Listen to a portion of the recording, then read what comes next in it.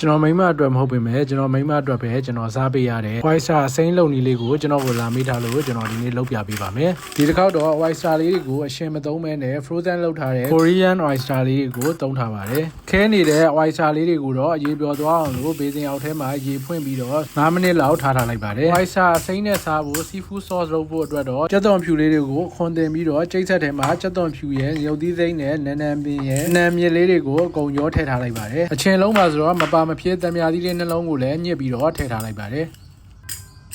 အငယ်ရတာအတွက်တော့ငါးငယ်မြာလေးထည့်ထားပြီးတော့တကြားလေးနည်းငယ်ထည့်ပြီးတော့အကုန်လုံးကြေသွားအောင်လို့ကြိတ်ထားလိုက်ပါတယ်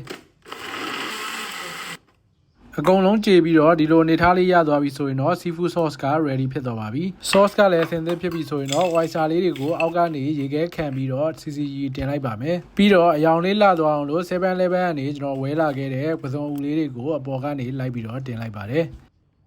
အချင်းတက်လို့ရင်ထပ်ပြီးညှစ်စားလို့ရအောင်လို့တံမြာသီးကျန်းလေးတွေကိုလည်းတင်လိုက်ပါတယ်နောက်ဆုံးမှာတော့ garnish အနေနဲ့ကြက်သွန်မိတ်ပပလီထားတာလေးတွေတင်ပြီးသွားရင်တော့ oyster အစိမ်းလေးတွေကစားဖို့အဆင်သင့်ဖြစ်သွားပါပြီကျွန်တော်ကတော့ seafood sauce လေးများများတင်ပြီးတော့9កောင်လုံးကိုတစ်ထိုင်ထဲမှာစားလိုက်ပါတယ်